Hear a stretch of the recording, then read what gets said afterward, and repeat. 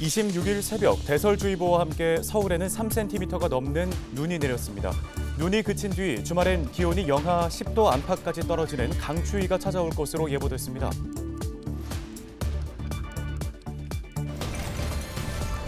서울 서남권을 대표하는 랜드마크가 될 서부 트럭터미널 개발 사업이 내년 하반기에 첫 삽을 뜰 전망입니다. 사업이 완료되면 서부 트럭터미널 부지에는 대형 쇼핑몰과 체육시설, 주거시설 등이 들어섭니다.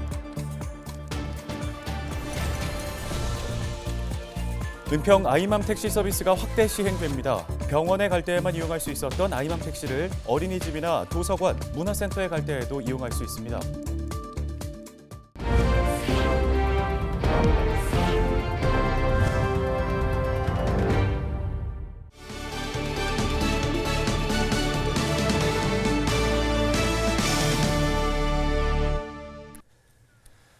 시청자 여러분 안녕하십니까? 헬로티비 뉴스입니다. 네, 매서운 한파가 다소 누그러졌습니다. 하지만 대설주의보와 함께 26일 아침 출근길 서울에는 많은 눈이 내렸는데요. 네, 다행히 굵은 눈발은 오래 가진 않았는데 쌓인 눈이 녹으면서 길 곳곳이 얼어 있습니다. 미끄러지지 않도록 각별히 조심하셔야겠습니다. 손성혜 기자입니다. 불광천이 하얀 눈밭으로 변했습니다. 시민들은 내리는 눈에 모자와 우산으로 무장했습니다. 미끄러질까 봐 조심조심 걸으면서도 소복하게 쌓이는 눈이 반갑고 좋아요. 연초에 눈이 오는 건 좋은 일이에요. 풍년이 든다 그러잖아요, 눈이 오면. 가게 앞 눈을 치우는 손길은 분주합니다. 다니는데 불편할까 봐 다니기 좀 편하라고. 주택가 골목길도 눈을 뒤집어 썼습니다. 차량 통행이 적은 이면도로는 빙판길이 됐고 주차된 차량에는 눈지붕이 생겼습니다. 지금 시간이 오전 10시 10분쯤 됐는데요. 서울엔 새벽부터 내린 눈으로 보시는 것처럼 어른 손가락 2마디 정도의 눈이 쌓였습니다. 26일 오후 2시 기준 서울에 내린 눈의 양은 3.5cm. 이날 새벽에 내려진 대설주의보가 해제된 후에도 눈은 내렸다 그치기를 반복했습니다. 다행히 눈으로 인한 인명 피해는 없었습니다. 다만 한파로 인한 계량기 동파 사고가 잇따르면서 서울에서만 171건의 동파 사고가 접수됐습니다. 기상청은 눈이 그친 뒤 주말에 영하 12도를 오르내리는 매서운 추위가 찾아올 것으로 예보했습니다.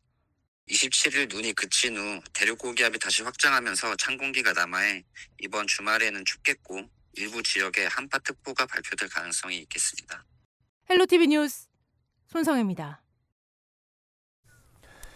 양천구의 해묵은 현안 중 하나죠. 바로 서부 트럭터미널 개발 사업입니다.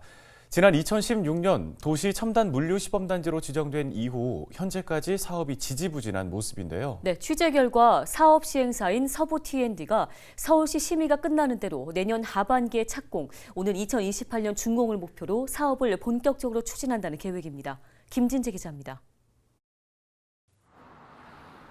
부지 면적만 약 10만 제곱미터에 달하는 서부 트럭터미널 개발 사업. 지난 2016년 국토교통부가 도시첨단물류 시범단지로 지정한 뒤에 5년 넘게 사업이 지지부진했지만 내년 하반기에 착공을 앞두고 있습니다. 개발이 완료되면 서부 트럭터미널은 물류와 쇼핑, 주거 기능이 결합된 복합단지로 거듭나게 됩니다. 민자 개발을 통한 공공기여로 주민 체육시설도 들어섭니다. 당초 사업자인 서부 T&D는 공공기여를 통해 1,200석 규모의 공연장을 건립할 계획이었지만 지난해 양천구 등 관계부서 간 협의를 통해 계획을 수정했습니다.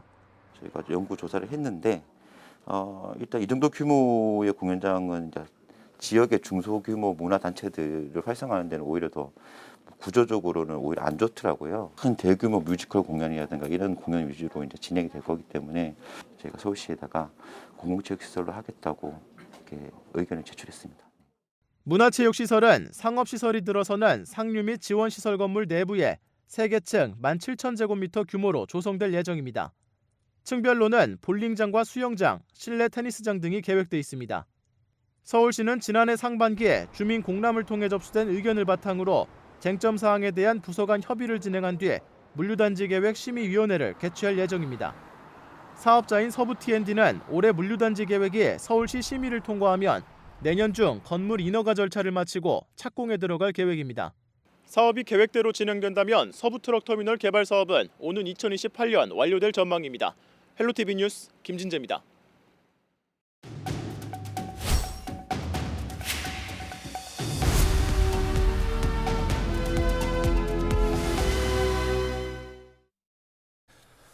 꽁꽁 언 날씨만큼이나 부동산 시장의 냉랭한 분위기도 이어지고 있습니다. 이런 가운데 주택 매수 심리가 조금씩 살아나고 있다는 소식도 들리는데요. 집값 반등 조짐 어떻게 받아들여야 하는지 전문가와 함께 짚어보겠습니다. 네, 창조도시경제연구소 이재무 소장 연결돼 있습니다. 소장님, 먼저 서울 송파와 경기 과천, 광명 등에서 이전 대비 1, 2억 오른 가격의 계약이 이루어졌는데요. 이 때문에 집값이 바닥을 찍었나 하고 생각하는 분들도 계실 것 같은데 상황 어떻게 보고 계십니까? 글쎄 뭐 바닥을 찍었다라고 판단하기에는 너무 성급한 것 같고요. 아직 시장 상황이 뭐 그렇게 크게 바뀌었거나 어떤 고금리 기조가 뭐 쉽게 얘기해서 이제 인식이 전환된다든지 아니면 수요자들의 어떤 저점 인식에 대한 어떤 확대라든지 이런 것들이 본격적으로 이루어지지 않았기 때문에 지금 뭐 일부에서 뭐 1억 정도 오른 가격의 계약이 이루어졌다라고 하고 이것이 또 다른 어떤 바닥이라고 이렇게 생각하는 거는 좀 아니라고 보여집니다. 그리고 여전히 이제 주택 가격은 올해 하향세를 유지할 거라고 보여집니다. 네, 또 그런가 하면 규제 완화로 재건축이 대거 통과된 목동 아파트 단지, 재건축 효과가 좀 무색해 보이는데요. 이유를 어디서 찾을 수 있을까요? 일단 뭐 목동도 이제 수건 사업 중에 하나가 이제 재건축에 대한 어떤 부분이고 또 안전진단에 대한 어떤 규제 완화가 됐음에도 불구하고 여전히 시장은 움직여지지 않고 있죠. 또 다른 지역도 마찬가지입니다. 뭐냐면 재건축이 좀 더 활성화가 되고 재건축에 많은 사람들이 유입되기 위해서는 부동산 경기에 대한 전망이 상당히 오를 것이다라는 인식이 강해야 되거든요. 근데 그런 오를 거라는 인식보다는 가격 조정을 받을 것이다라는 인식이 강한 상태에서는 사업성과 시간을 중시하고 있는 재건축 사업이 탄력을 붙이기에는 되게 어려운 구조로 되어 있기 때문에 현재 규제 완화를 했음에도 불구하고 재건축 시장이 오히려 더 침체 국면을 유지할 수밖에 없는 그런 이유가 있다라고 하겠습니다. 네, 정부의 일산 부동산 대책 발표 이후에 매수 매도자 눈치 싸움이 치열합니다. 원활한 거래 매물 해소까지 아직 좀 시간이 필요할지 궁금하고요. 앞으로 부동산 시장 어떻게 전망하십니까? 거래가 활성화되기 위해서는 이제 아직도 좀 많은 시간이 좀 필요할 거라고 보여지고요. 지금 일부 지역에서 이제 주택 가격이 어느 정도 하락됐다라고 얘기하지만 이 어느 정도 하락된 부분이 저점 인식의 확산으로 이어지기에는 다소 지금 무리수가 있습니다.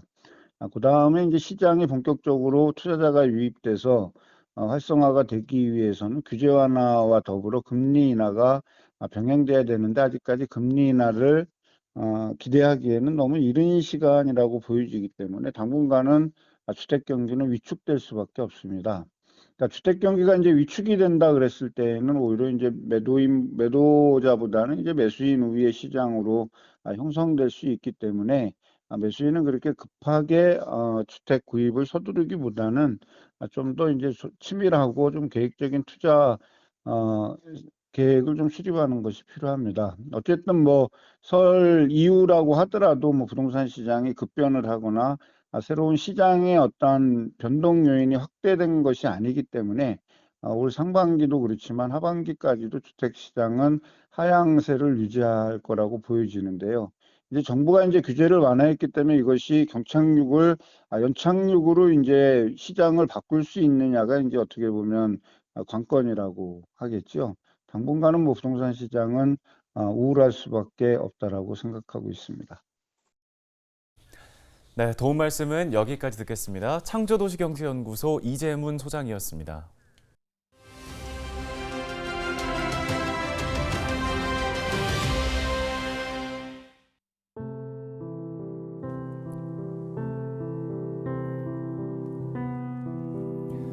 최근 기록적인 한파가 이어지고 있는 가운데 가스요금 인상 등 에너지 가격 부담도 늘고 있습니다. 혼자 사는 1인 가구부터 자영업자에 이르기까지 서민들의 어려움도 가중되고 있는데요. 이런 가운데 대통령실이 취약계층에 대한 난방비 지원 계획을 내놨습니다. 기초생활수급 가구 등 취약계층 117만여 가구에 대해 15만 2천 원이던 지원금을 올해 한시적으로 30만 4천 원까지 2배 인상하기로 했고요. 여기에 가스공사도 사회적 배려 대상자 160만 가구에 대해서 가스요금 할인폭을 2배 이상 확대해주기로 했습니다. 최근 난방비 폭등 원인을 둘러싸고 책임 공방이 뜨거운데요. 천연가스 등 국제 에너지 가격이 크게 오른 가운데 고유가까지 겹치면서 그 어느 때보다 겨울나기가 힘든 요즘입니다. 이럴 때일수록 우리 사회 취약계층을 위한 보다 꼼꼼한 대책 마련이 중요해 보입니다. 데일리 브리핑이었습니다.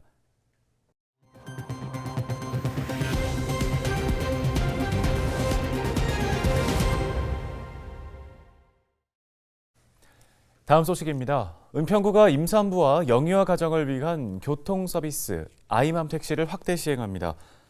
은평구는 아이맘 택시 이용 목적지를 병원에서 도서관, 문화센터, 어린이집 등으로 늘리고 다음 달부터는 병원 동행 서비스도 시행한다고 밝혔습니다. 병원 동행 서비스는 아이맘 택시로 병원을 갈 때 아이 돌봄 서비스를 함께 제공하는 건데요. 서비스를 이용하려면 최소 하루 전에는 미리 예약을 해야 합니다. 아이맘 택시는 스마트폰에서 아이맘 택시 앱을 설치하고 회원 가입 후에 이용할 수 있는데요. 이용 대상자는 은평구에 사는 임산부 또는 24개월 이하 영유아가 있는 가정입니다. 아이맘 택시는 2020년 도입됐고 현재 5,600여 명이 회원으로 가입해 있습니다. 오늘 저희가 준비한 소식은 여기까지입니다. 네, 시청해주신 여러분 고맙습니다.